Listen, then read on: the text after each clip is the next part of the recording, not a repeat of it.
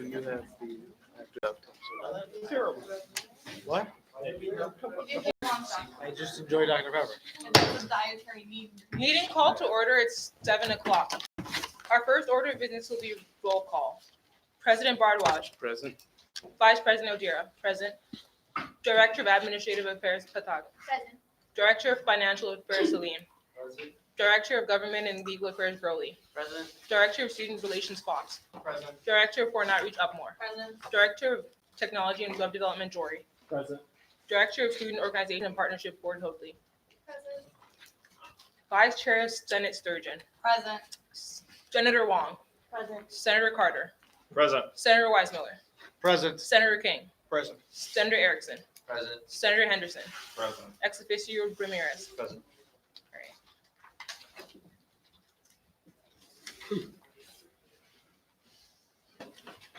Our next order of business will be the approval of the agenda. I entertain a motion to approve the agenda as presented. Senator, I move to approve the agenda as presented. is there a second? Senator Henderson. All in favor, raise your right hand.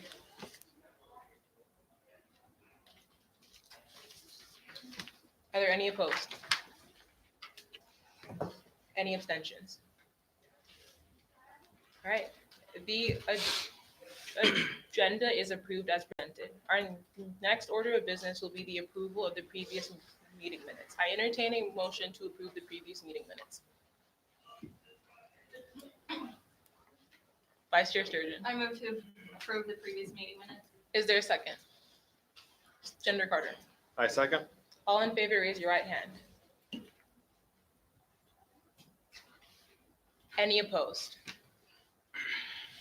Are there any abstentions? All right, the previous meeting minutes are approved as presented.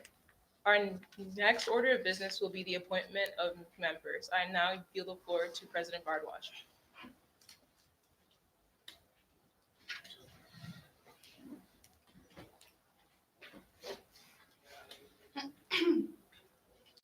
For everybody, ex official will be inducted today.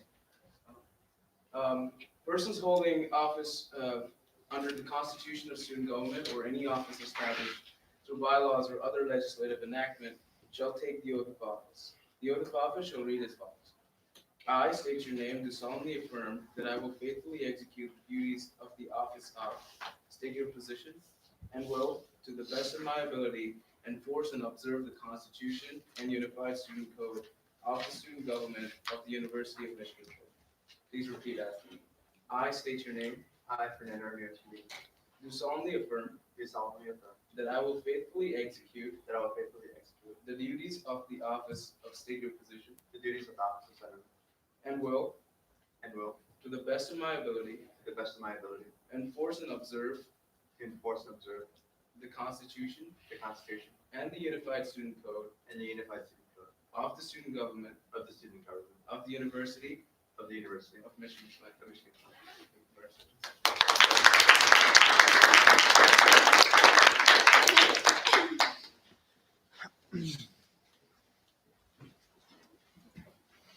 I now yield the floor to Tyrese Denson and Lucine Jara.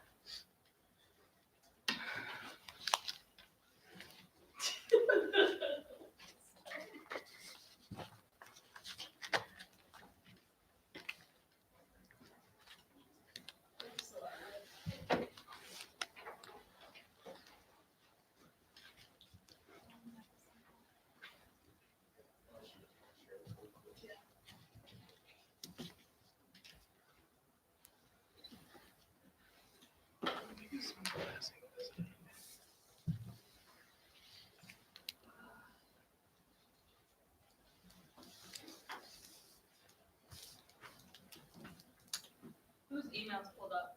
Mine. Okay.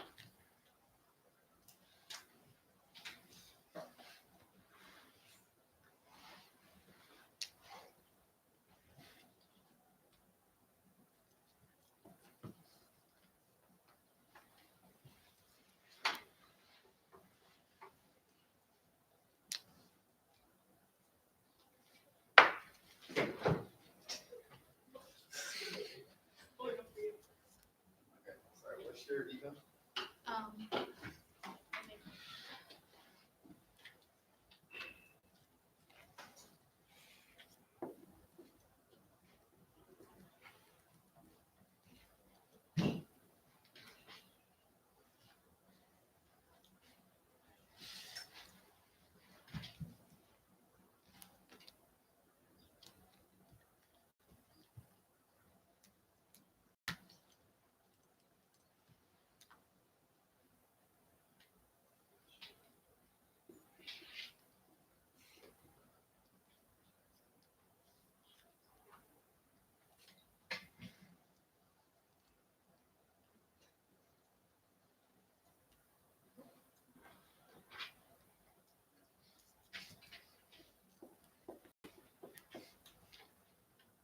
Oh, here we go.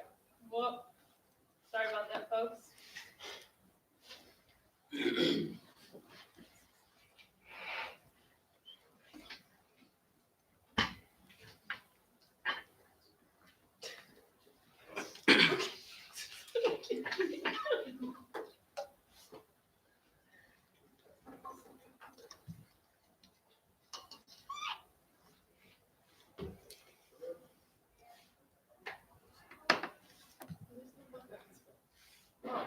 Okay, here we go.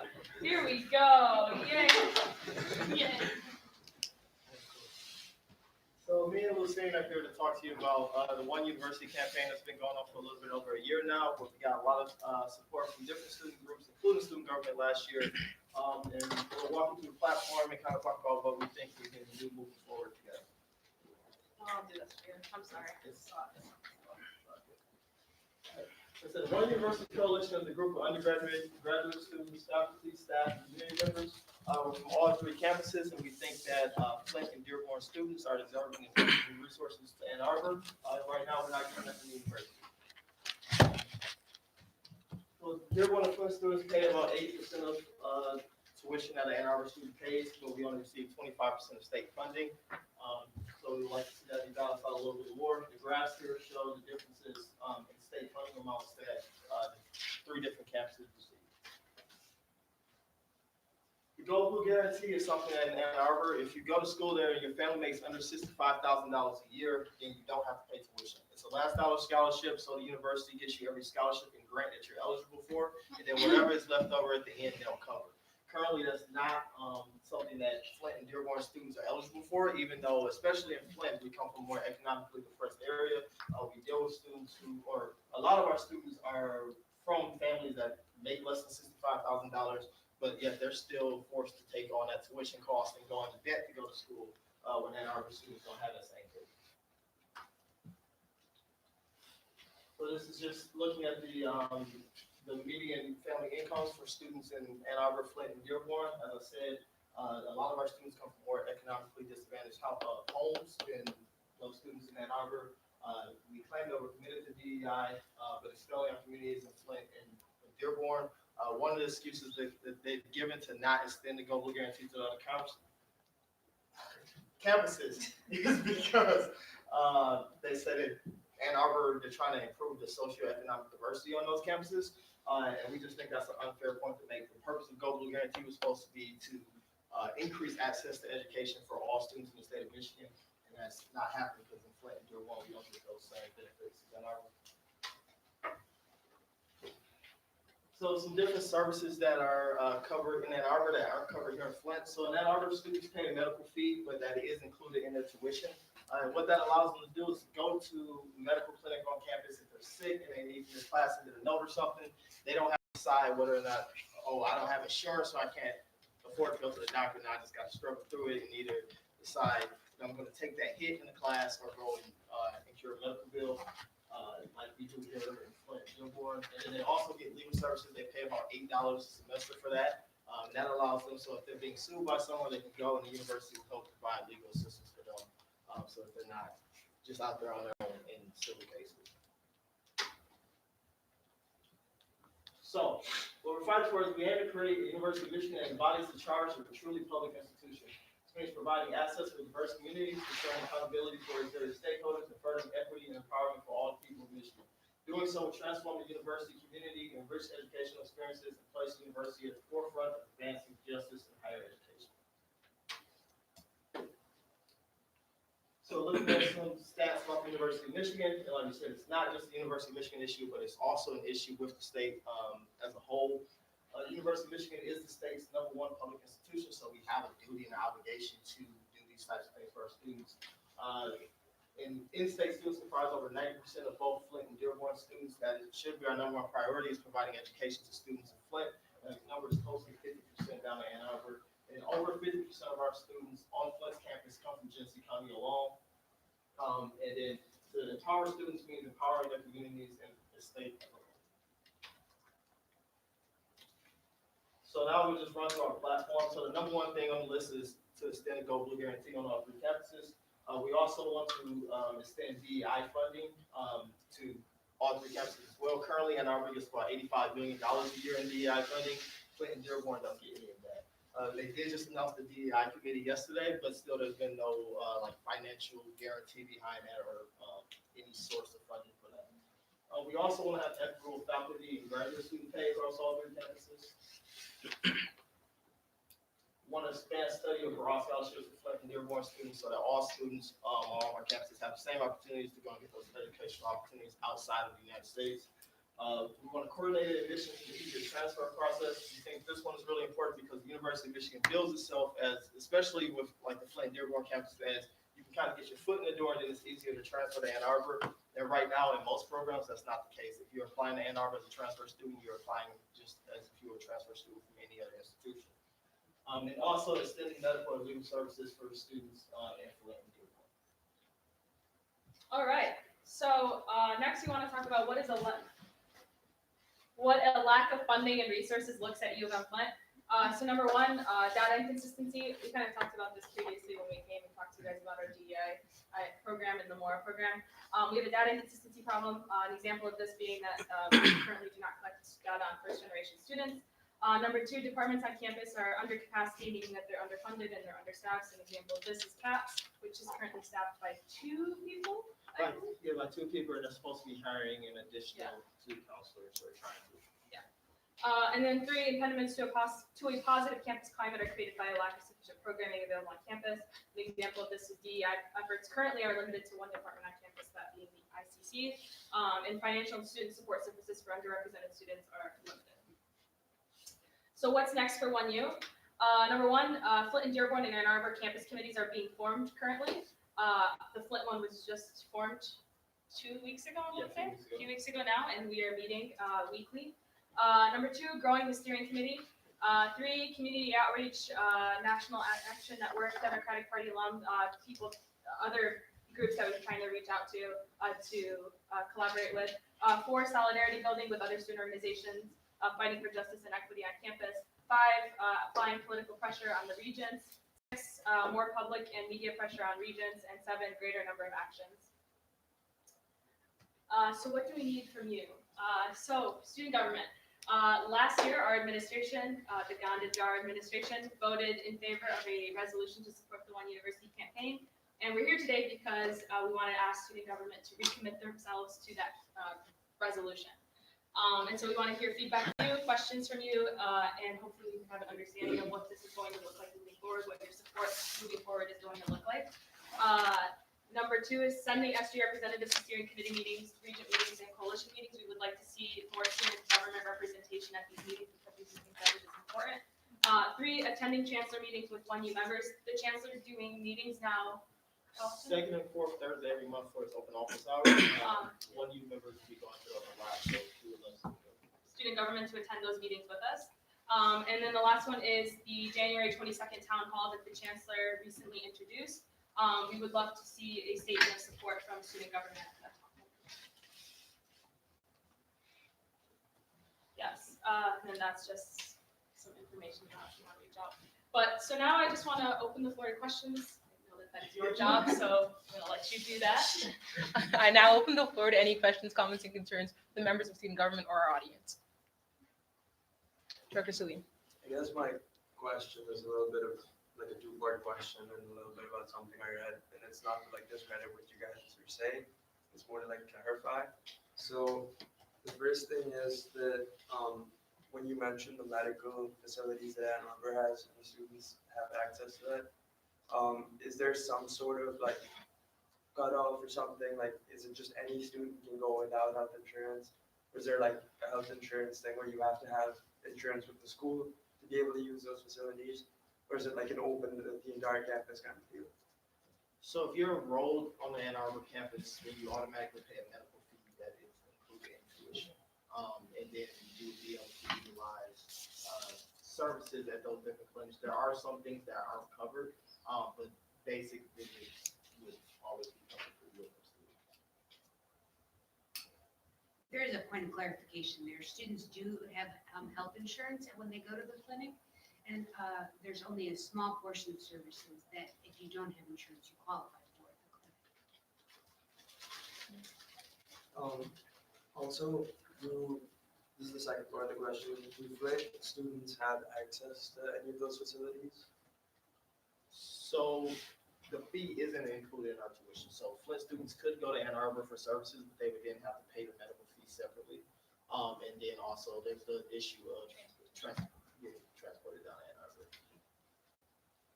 Okay, this is one last thing. I remember I was reading something with regard to this and the medical facilities available to Flint students and Ann Arbor students. And I remember reading that like way before I was even here, there was like a medical facility on this campus as well. And the reason it's not around anymore is because it wasn't used as widely, one. And two, because the lack of use for that facility ended up leading to very high running costs for the facility. And this is just what I've read. I don't know how true this is, so I'm bringing it up and asking a question. And I guess this could be attributed to the fact that I don't know how many is it, 80% of kids in Ann Arbor live on campus. And then the fact that a lot of kids here are commuters and they live with their families and parents and they have insurance plans and personal medical setups, whatever it might be. I feel like that might be a reason that plays into it as well. So I don't think that the campaign is arguing for an exact model of what Ann Arbor is doing. I think it's more challenging the university to say there's a lot of students at these universities that don't have access to medical care because they don't have insurance. So what it's saying is it's challenging the university to create a system that they can do that. Whether that's a on-campus medical clinic or whether that's partnering with other clinics that are just across the street and being able to alleviate that healthcare cost is something that might be that they can do. But I think the university should be doing more than what they are currently doing. And as far as the old system that was here, I didn't know much about it, but it might have been a marketing issue or things too. I think that it's not fair enough for the university just to say people didn't use it, so we should get rid of it. They should look more into why people weren't using it. Thanks for clarifying. Are there any other questions, comments? You mentioned that you're having weekly meetings. Yes. What are the times, dates? So, yes, because we're ending this semester, so Okay. with the new semester, we'll be coming up with a new time and date, but if you want, I can be your information. Yeah. Is that open to the public as well? Yes. Okay. Can I ask a follow-up? You said the second and fourth is the chancellor's open office hours. What time are those? You know, 2 to 3. okay. And they're in like 15-minute intervals. Okay. Dr. Jordan? With this campaign, has there been any, has Ann Arbor said anything about maybe any motion like towards like your goals or anything? Has there been anything where they said like, if this happens, like we'll consider it? Or has there been anything at all where like there's steps we can take that they want to see before they do these things? Do you know of anything they said? So at points during, along this campaign, we've met with many of the regions. And at points of the campaign, many of the regions have been extremely supportive of the platform and different ideas that we're pushing forward. And 2 of the regions actually ran with these ideas on their platforms when they ran for region. When it came to the June budget vote, they didn't incorporate any of our ideas into there, but we are still meeting with regions. And there will actually be a pretty large presence at the Regents meeting tomorrow. And so we're gonna continue pushing them and continue pushing the administration to move closer to these goals. 'Cause right now, there's been like some promises, but they've been mostly empty promises. Because I think it'd be cool if like, I see like our goals and stuff we have, but if we could give specific things, like let's say, maybe they say if you can get your enrollment up by a certain percentage, like maybe just like certain things they want to see, or there's specific reasons they're not doing it. But like, that's good to hear that the regions are supportive of this. On your what's next list, I believe it was number 5 or something, you stated that you want to apply more political pressure to the regions. Could you maybe elaborate or explain more on that? Or why that's important? Yeah, what we're saying there is we want to go to Regents meetings and just, because I think, is it 7 out of the 8 are Democratic, I noticed that. elect Democratic Regents, and so we kind of want to show them that, this is something that you should support, and